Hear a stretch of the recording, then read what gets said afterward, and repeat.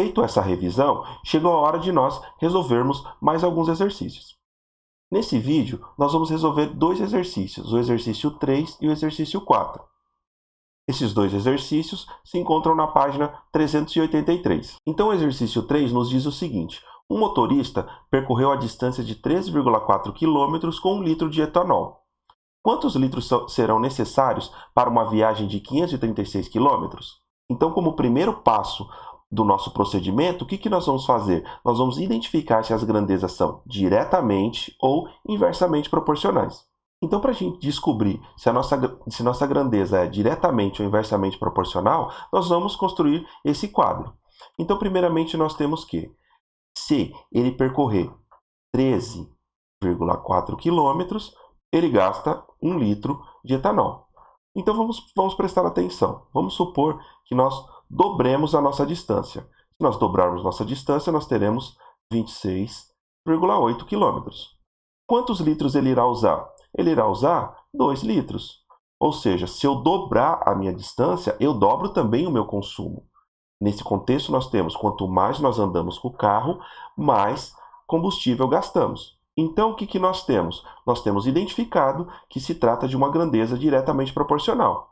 Então, se trata de uma grandeza diretamente proporcional, o que nós vamos fazer? Nós vamos colocar a quilometragem que ele percorreu, que são necessários para ele fazer a viagem dele, que é 536, e ele quer saber o consumo. O consumo nós vamos identificar por x, que é a nossa incógnita.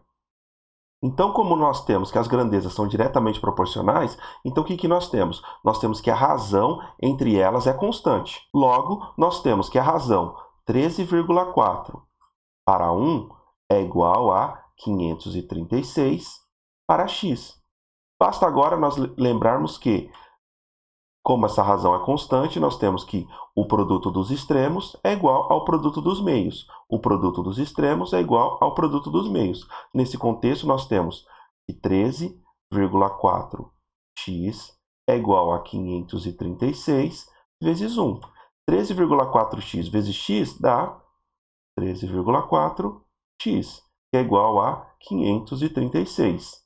Fazendo essa conta aqui, o que nós devemos fazer? Lembrando sempre da nossa balança, ou seja, o que eu faço de um lado eu tenho que fazer do outro para manter essa igualdade. Eu vou dividir isso daqui por 13,4. Para quê? Para isolar a minha incógnita. Fazendo isso dos dois lados, o que eu terei? Eu terei que x será igual a 536 dividido por 13,4, que isso me dá 40. Ou seja, serão necessários 40 litros de etanol para fazer a viagem de 536 km. Nesse exercício, fica extremamente visível a importância da gente identificar se as grandezas são diretamente ou inversamente proporcionais. Sem isso, não tem como fazer os exercícios envolvendo regra de 3. Nós vamos agora resolver o exercício 4, que se encontra na mesma página. Patti digitou um texto para entregar à professora de português. Ao terminar o texto, tinha 18 páginas com 20 linhas cada uma.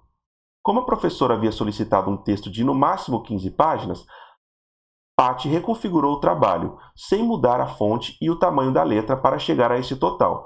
Quantas linhas ela precisou colocar em cada página? Então, novamente, o que nós vamos fazer? Nós vamos traçar o nosso procedimento para resolver um problema envolvendo regra de 3. Primeiro, identificar se as grandezas são diretamente ou inversamente proporcionais. Então, para fazermos isso, nós vamos fazer o quê? Nós vamos fazer um quadro relacionando as duas grandezas. Quais são as duas grandezas? Número de páginas e número de linhas por páginas. Então, a princípio, nós temos que 18 páginas, com cada uma possuindo 20 linhas. Agora, olha o que nós vamos analisar. Se nós aumentarmos o número de páginas, ou seja, dobrarmos esse número de páginas, o que acontece com o número de linhas? Esse número de linhas se reduz à metade. Note que isso é possível, por quê? Porque ela não está mudando a fonte e o tamanho da letra, ou seja, a Patti está mantendo a mesma configuração. Nesse contexto, quando nós dobramos a nossa grandeza, número de páginas, nós temos a metade do número de linhas por páginas. Então, para mim ter o mesmo trabalho que foi feito em 18 páginas, com o número de linhas por páginas igual a 20, aumentando o número de página para 36, eu tenho que diminuir o número de linhas por páginas em 10. Ou seja, para termos 36 páginas, cada página deveria ter 10 linhas. Então, olha só o que está acontecendo. Eu dobro essa grandeza e daqui para cá, o que acontece? Eu obtenho a metade. Então, se eu dobro aqui e obtenho a metade aqui, essas grandezas são o quê? Inversamente proporcionais. Então, eu posso continuar preenchendo o meu quadro e dizer o quê? Que em 15 páginas, quantas linhas ela precisará colocar em cada página. Essa é a minha incógnita, 15x. Sabendo que elas são inversamente proporcionais, eu posso terminar o meu quadro. Ou seja, no máximo 15 páginas. A professora quer um texto de no máximo 15 páginas. Qual o número de linhas por páginas? Eu vou chamar de x.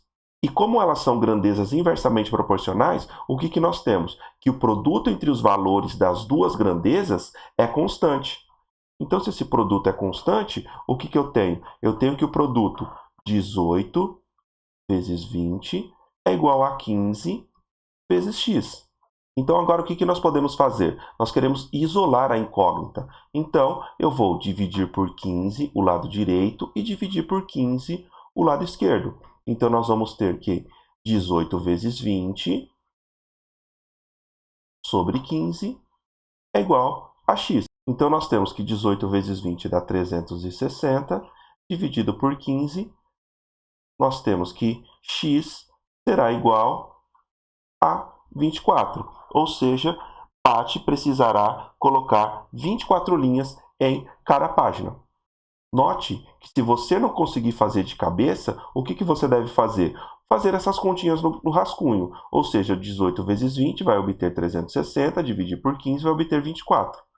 Faça no seu rascunho se você não consegue fazer mentalmente essa multiplicação e posteriormente a divisão. Chegou a hora de vocês seguirem as orientações de estudo. Nos vemos em nossa live.